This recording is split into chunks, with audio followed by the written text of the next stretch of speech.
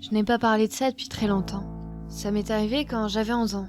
Mon père avait ramené une cassette VHS de Scooby-Doo. Un épisode dont je ne me souviens pas bien.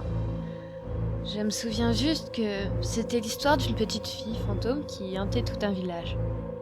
Nos parents ne sortent pas beaucoup car mon frère a de l'asthme.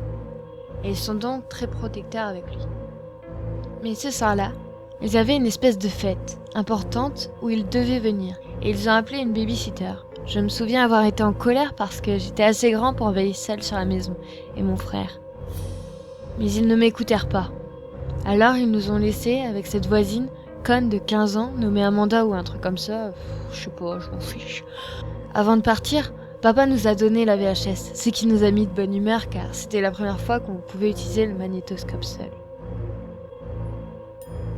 Quand ils partirent, nous avions remarqué que la jaquette était bizarre, comme faite à la main.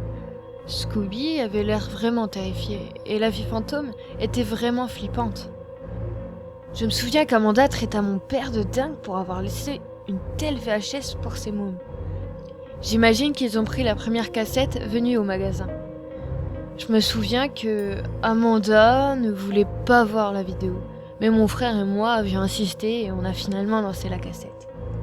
L'épisode était en fait très ennuyeux, car il n'y avait quasiment pas de trucs drôles et n'était pas si effrayant en fait.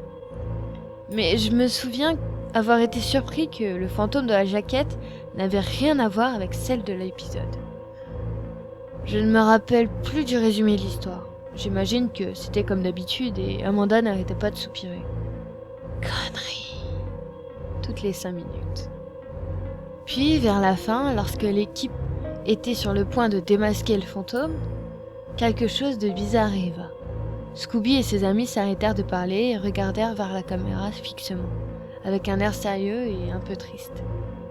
Même la musique s'arrêta. Silence total. La seule à regarder ailleurs, vers le bas, était la fille fantôme. Soudainement, elle leva la tête et regarda la caméra, avec ses yeux blancs terrifiants. Et soudainement, les crédits de fin apparurent. Nous restâmes là, les yeux grands ouverts devant la télé. Sans savoir quoi penser, nous étions choqués. Et soudainement, mon frère brisa le silence. « Merde! Je n'arrive pas à croire que Sammy soit mort. C'est nul !» Amanda et moi le regardions étrangement. Nous lui demandèrent de quoi il parlait. Il insista en disant que c'était stupide de tuer un des personnages principaux et qu'il espérait qu'il reviendrait dans l'épisode suivant. Amanda devint nerveuse et dit que Sammy n'a pas été tué, mais que la fille fantôme avait disparu d'un coup et que toute l'équipe a eu sacrément peur. Tout ça n'avait aucun sens. Je ne comprenais pas. Quand je racontais ma version des faits, Amanda eut peur. Disons au moins 10 fois que ce n'était pas drôle. Puis partie de chez nous en claquant la porte. Je la devine flipper, jusqu'aux os comme nous.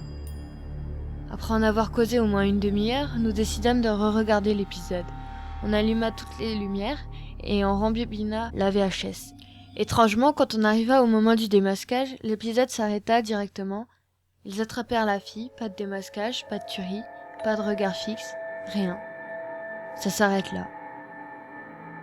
On éjecta la VHS et nous allions nous coucher. Mon frère eut une crise d'asthme et je restai à son chevet, priant pour qu'il ne meure pas. On finit par s'endormir. Le lendemain, on aurait dit que rien ne s'était passé.